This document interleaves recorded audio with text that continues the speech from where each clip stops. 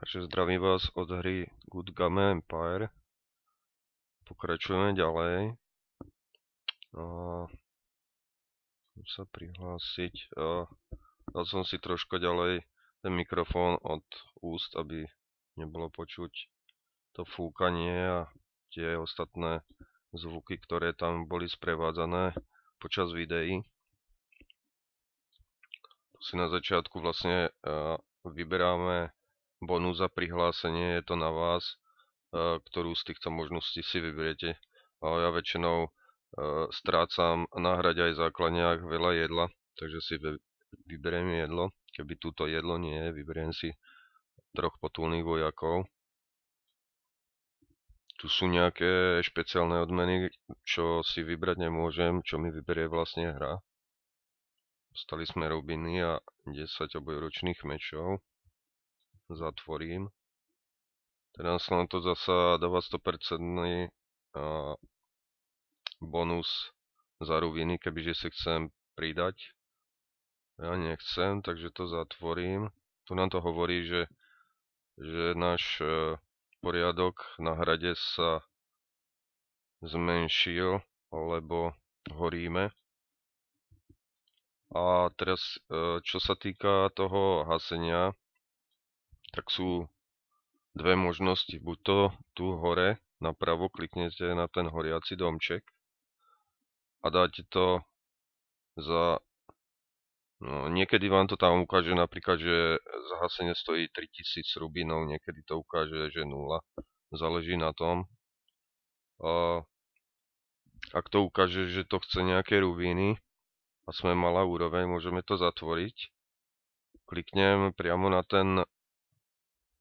tú budovu alebo na tú hradbu, alebo teda na tú väžu, lepšie povedané, ktorá horí. Kliknem na opravu a dám zahasiť za 0. Takže už je to zahasené. Berieme bonusové suroviny, keďže nie sme ešte neplnili úlohy. Teraz sa im nebudeme venovať. Tu si vyberieme bonus ďalší. Čo sa týka tej stavby, vlastne tak ja som dosť pokročil od minulých dielov. O 3 úrovne som ten hrad troška vystaval. Je pravda, že som asi mal počkať, lebo teraz si uvedomujem, že vlastne ja som staval usadlosť a obsadil som jednu základňu. Poviem k tomu asi toľko, že tu som postavil mlyn, myslím, že od minula. Na ten keď si kliknem, tak mi to ukáže, že vlastne to zvyšuje o 10% celú výrobu jedla a potom vlastne ten mlyn, keď sa zvyšuje jeho úroveň, tak sa zvyšuje to percento vlastne toho tej celkovej výroby toho jedla. Čo sa týka tej usadlosti, usadlosť sa používa na obsadzovanie základní. Informácie o tom ponúkajú vlastne takové, že na úrovni usadlosti 1 môžeme obsadiť jednu základňu, na úrovni 2 dve základne, na úrovni 3 základne. Je tu korunka nakreslená z toho dôvodu, že to je vlastne obrázok toho kastelána. Lebo pre každú tú základňu si môžeme potom spraviť nového kastelána. Ja to zatvorím. Už tu teraz, beriem teda ten mešec, aby sa to tady neustále netriaslo. A tu vpravo dole už máme možnosť to rozkliknúť. To tu rozkliknem. A ja som si tú základňu označil ako s názvom jedlo drevo 1, lebo mám v pláne stavať jedlové základne. A keď budem mať, sú tu vlastne len dve možnosti, aké jedlové mať, a to je vždy jedlo drevo alebo jedlo kameň. A aby som sa potom v tom vyznal, tak vlastne si tú jedlo, napríklad budem mať dve jedlo drevové základne, tak tú jednu z nich si označím ako jedlo drevo 1 a jedlo drevo 2. A tá tretia bude napríklad jedlo kameň 1, príklad, alebo jedlo kameň. To už je na vás, ako si to označíte, aby ste v tom mali nejaký poriadok. Dám si mapu sveta.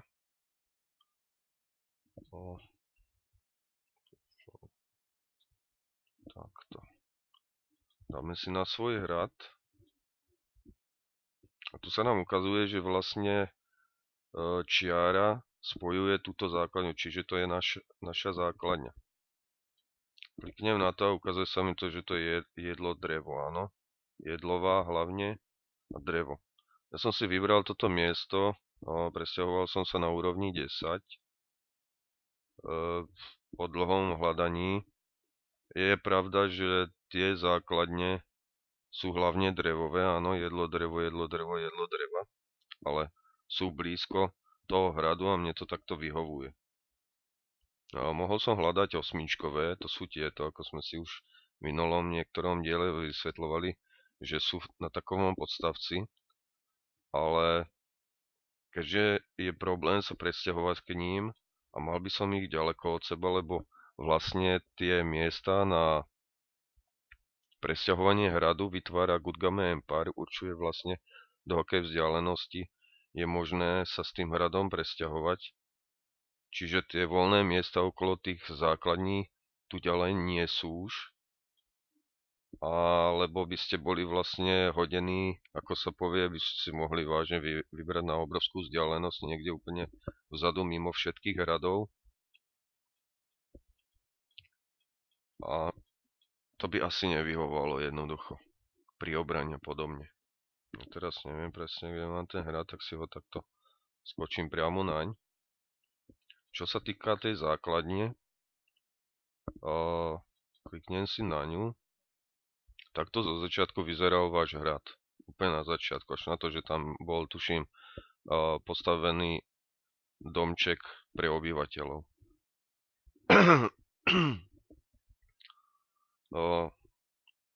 Základ zasa ako vždy, keď si dám informácie hradnej veže, tak je 800.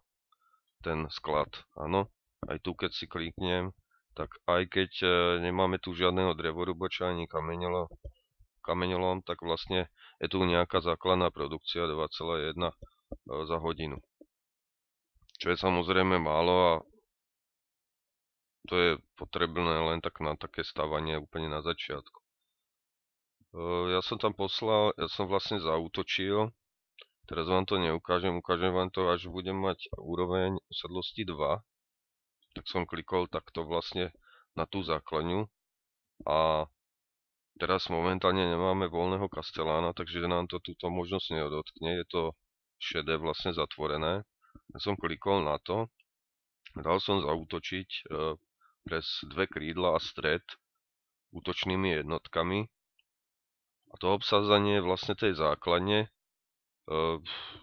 vám ukáže napríklad čas, neviem, hodinu, dve, záleží podľa toho, ako ďaleko tá základňa sa nachádza od hradu. Keďže tá základňa je blízko, tak to obsadzanie bolo napríklad 40 minút.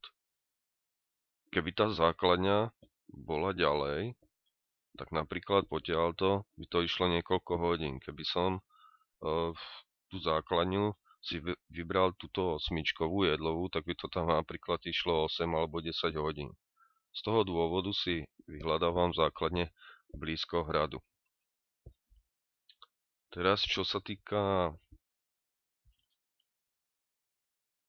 toho obsadenia, samozrejme použil som silnejšie tie jednotky, lebo ja keď si teraz dám teda v špionáž, aby sme sa chápali presne, zasa si vyberiem 8%, aj keď je pravda, že tam je to jedno, či ma chytnú, ale ja nerad jazdím s tou špionážou 5 krát za sebou, aby ma tam stále niekto chytal a vlastne tak si spomaloval ten čas vlastne k tomu vyšpionovaniu. Teda predĺžoval, pardon. Dobre, teraz sme to vyšpionovali, prišla nám správa. A ukazuje nám to, že na tej základni sa zo základu vlastne objavujú vlastne len tí obyvatelia. Toto obyvatelia vlastne to je najslabšia jednotka v celej hre. O inej neviem, áno. Tie parametry jednoducho na útok. Neviem prečo tady ten parameter je, či to tam je len tak, akože aby sa nepovedalo, lebo ešte som nevidel možnosť útočiť s obyvateľmi z mesta. Ale je tam dôležité sú tieto parametre, ktoré nám ukazujú, že na blízko má 9, na ďalku 9. Čiže je to taková univerzálna jednotka. Obyvatelia vám vlastne ostanú na každom rade. V prípade, že vám niekto vybije obranu alebo útok z toho hradu či základne. Tu bývajú vždy rozdelené podľa toho, ako to kto nastaví. Ak by sa jednalo napríklad o hrad, čo sa nejedná, tak by to bolo podľa toho, ako kto nastaví obranu. Čiže on keby dal napríklad len na frontálny, tak všetky tie jednotky sú len na frontálnom a krídla by boli voľné. Ostatok sa dá vlastne na to nádvorie. Teraz pokračujem vlastne, čo sa týka tej základne, čiže tu sú obyvatelia. Samozrejme dá sa to obsadzovať pomocou rýchlych jednotiek, čo sú tie palcáty a toto. Je dobré ich dať do všetkých vln, alebo aspoň teda do dvoch a dať ich na obidve krídla a na stred. Potom dať obsázať a po obsadení tej základne vám príde správa, že ste ukrostili a dobili základňu.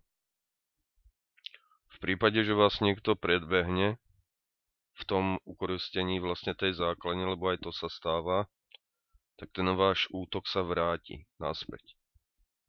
Čiže napríklad, keby tu bol nejaký hrad vedľa mňa, alebo dajme tomu, že tento cudzí hrad, to si vysvetlíme neskôr, čo sú tie cudzie hrady, tak keby toto bol napríklad hráč, alebo inak povedané, keby tento hráč sa rozhodol, že obsadí túto základňu a on by sa tam dostal skorej ako ja, tak by mi ju obsadil tú priamu hradu a potom ja by som mal jedinú možnosť mu ju ukrostiť naspäť, ukradnúť mu ju, ale to by som neriskoval, lebo on je v silnejšej aliancii, je tu úroveň 55 a na kradnutí základní sa väčšina hráčov na serveri dohodli, že sa nebudú kradnúť. Toľko asi k základniam.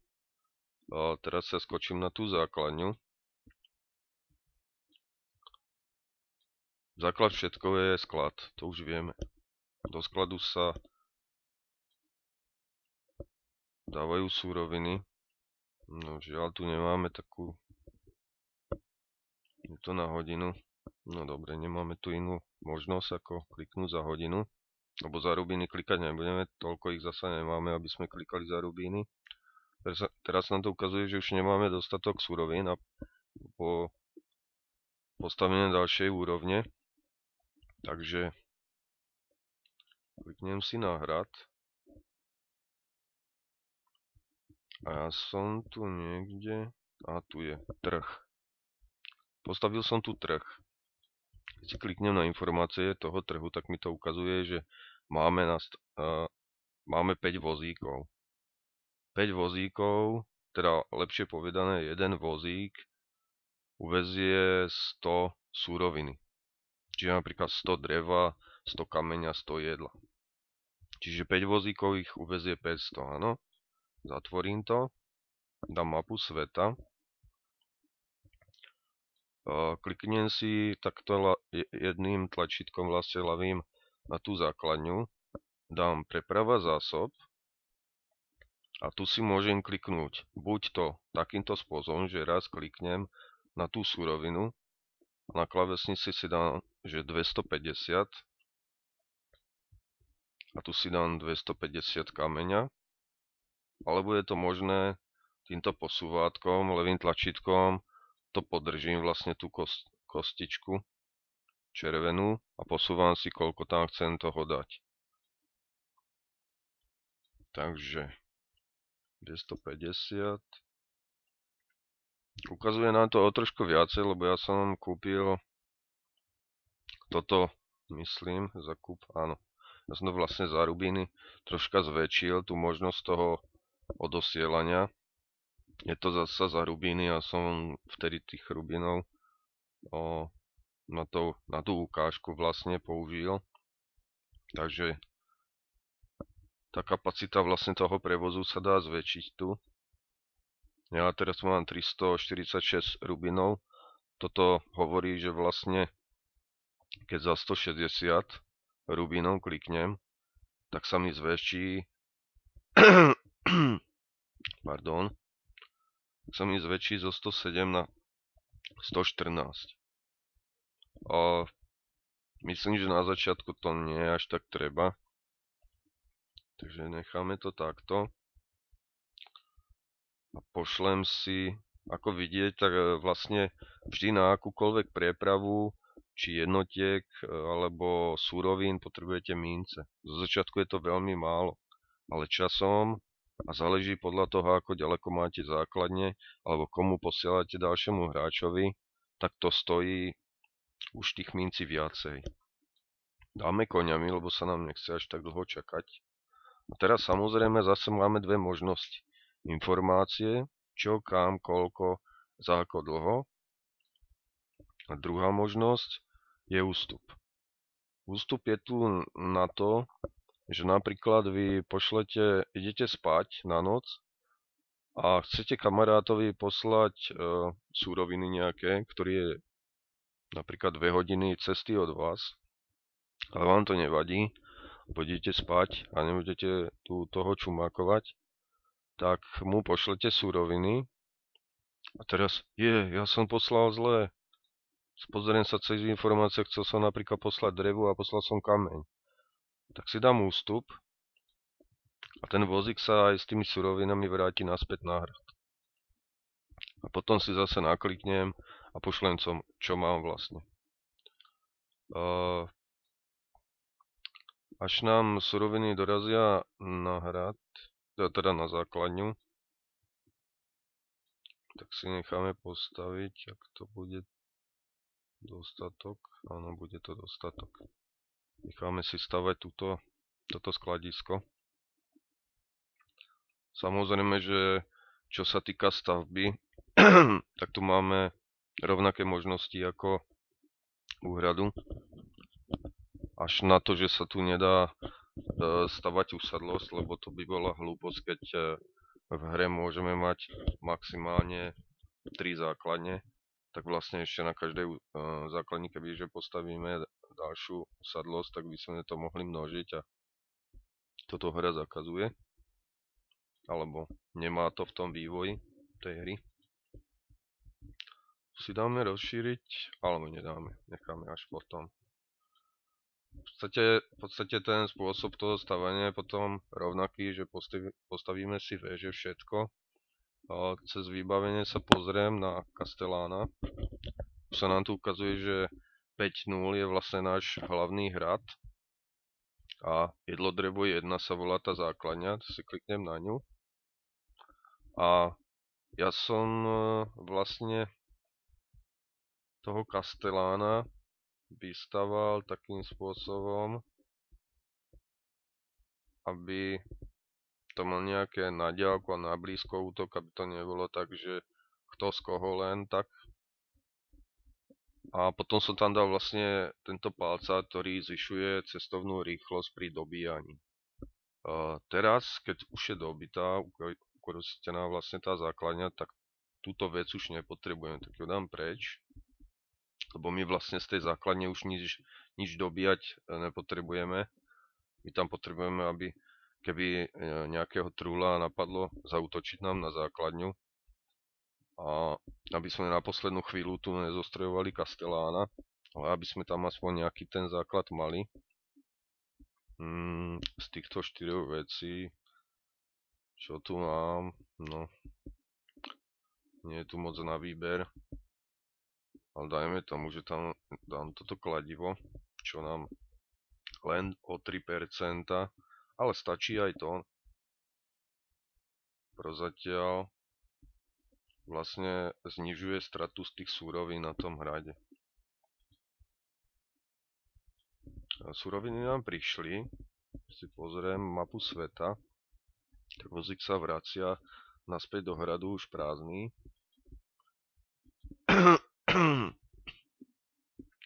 Dám si na základňu a je to málo, takže si budeme musieť ešte poslať suroviny. Samozrejme, ak sa nachádzame niekde v poblíž ostatných hradov, tak stačí napísať do chatu, ak tu niekto je. Prosím, pošli mi súroviny.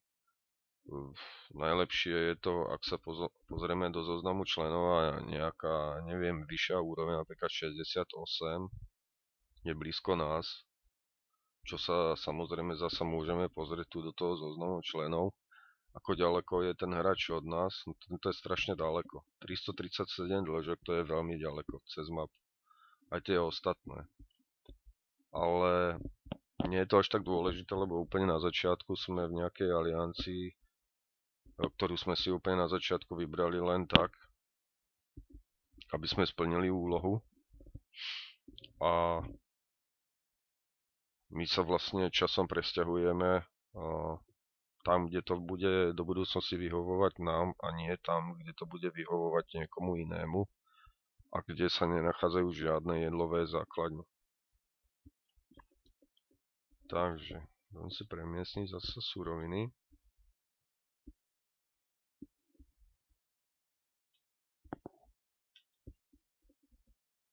Ja viem, že tá kapacita je vlastne väčšia, že tých vozíkov, že tie vozíky neposielam všetky, ale to je jedno teraz. Potrebujem len nejaké minimálne súroviny. Inak teda, čo sa týka tých úloh, tak ja som vyhral veľa jednotiek a už som nevedel, akým spôsobom ich uživiť a včera som nemal čas hrať, takže keď sa pozrieme, tak nám tu ukázalo, že 33 jednotiek nám zo základne utieklo, lebo mali nedostatok jedla. Potom systém posiela také správy, že lupič odchádza, to sú nejaké percenta. Keď si to aktivujem, tak ten lupič, mám taký dojem,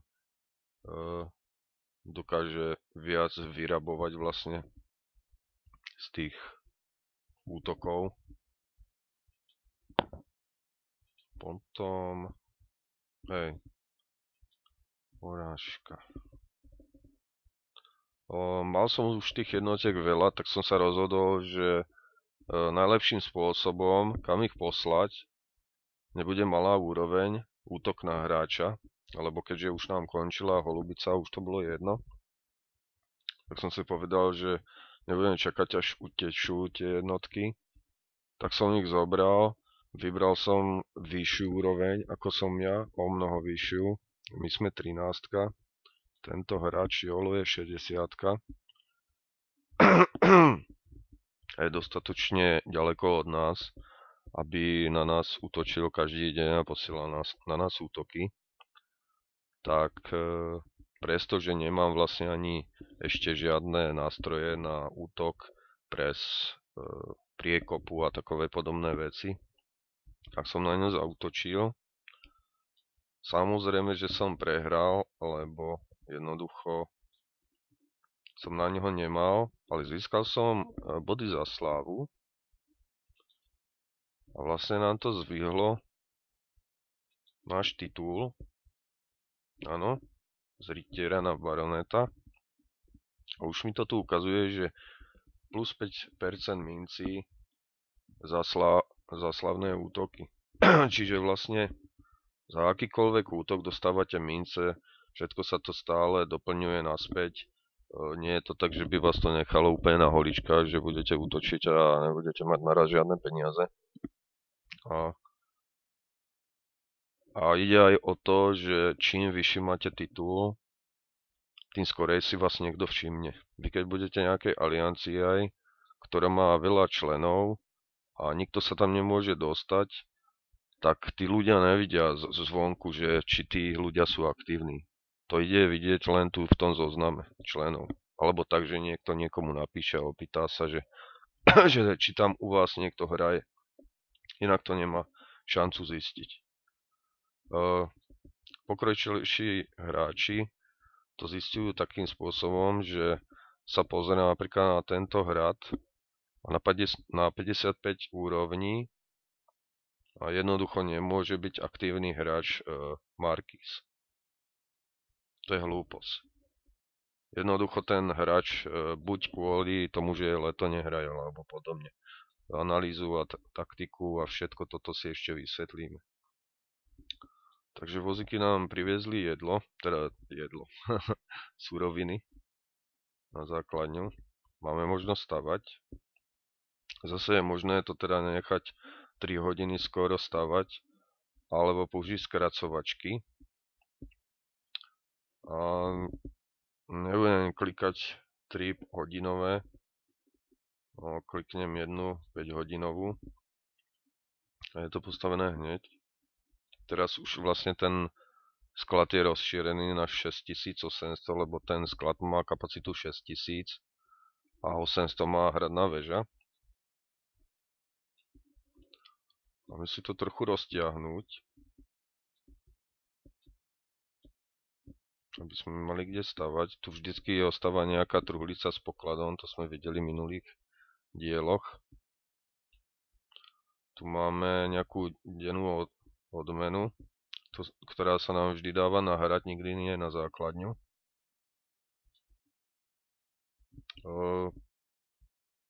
Trežnicu na základni zatiaľ nepotrebujeme, lebo časom vlastne z tých základní budeme dotovať hrad, ktorý si postavíme úplne iným spôsobom, ako nám hovorí kniha ťaženia. No ale momentálne vlastne my potrebujeme postaviť farmy, lebo je to jedlová. A my si vysvetlíme vlastne ostatné veci, čo sa týka jedla.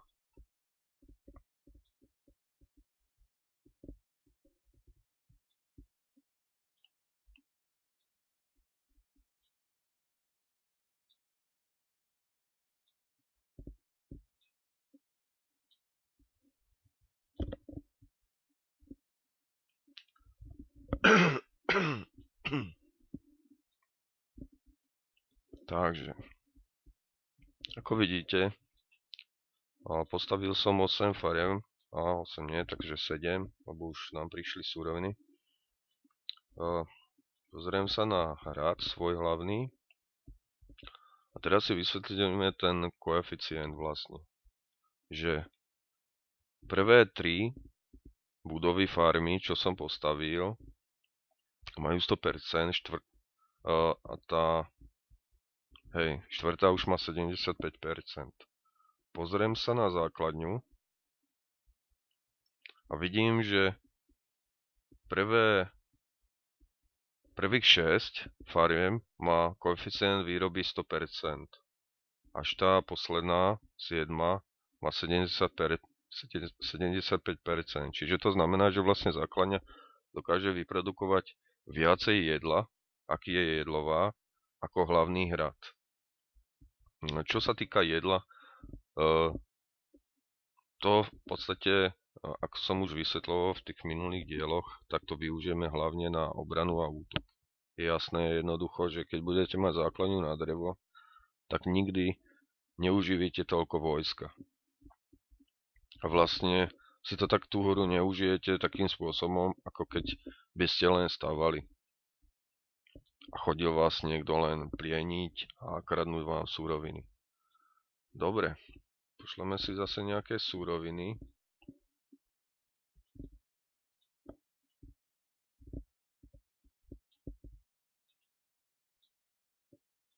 Našťastie je to blízko, takže ako vidíte, tie vozíky zo začiatku idú veľmi pomaly, ale práve tým vylepšovaním tej aliancie, touto rýchlosťou vlastne tých vozíkov, keď sa to potom vylepšuje ďalej, čo môže samozrejme len ten vodca momentálne v tejto aliancii, tak tá rýchlosť tých vozíkov sa zasa zrýchluje.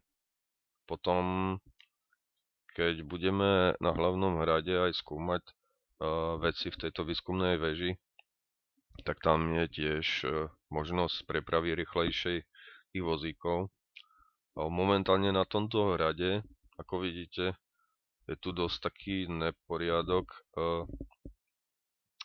Ja som to vlastne staval len na to, že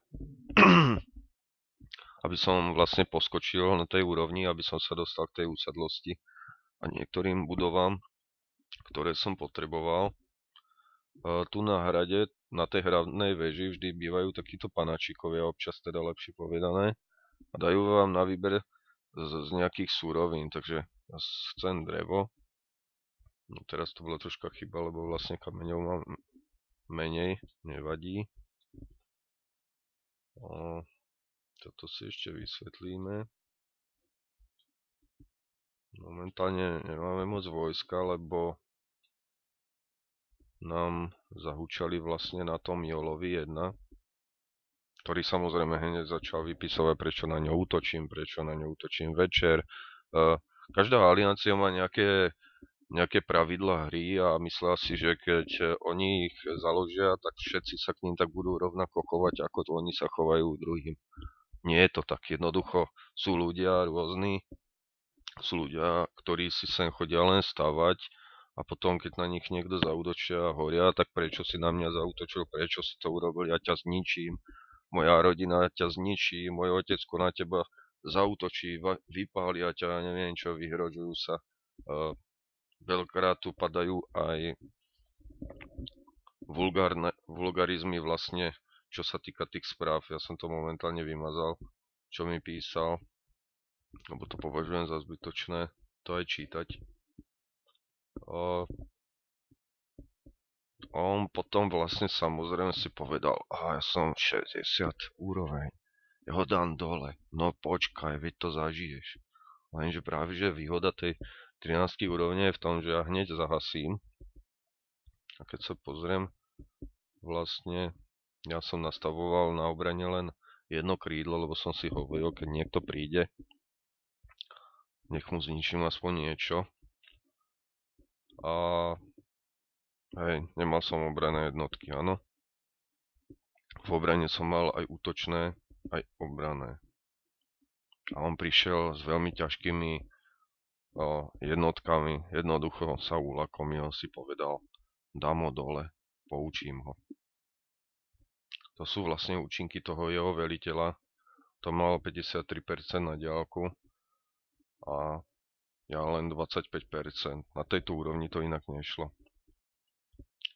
Ale jednoducho ja som sa rozhodol, že na ňu zaútočím, lebo keby som to poslal na nejakú malú úroveň, tak tie jednotky by dali tú malú úroveň dole a než aby som sa obudil, tak by mi tie jednotky utiekli. Takto som zaútočil na vyššiu úroveň.